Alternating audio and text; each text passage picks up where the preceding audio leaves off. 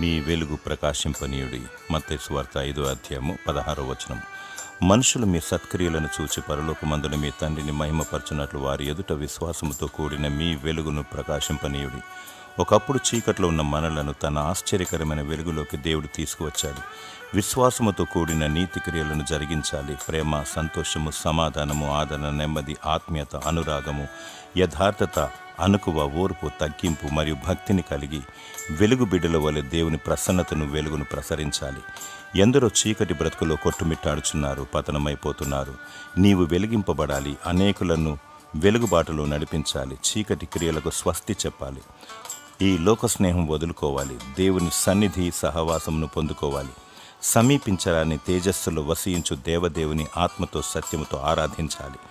దేవుడు తన నిత్య వెలుగుతో నిన్ను నింపి దీవించి ఆశీర్వదించునుగాక. ఆమేన్.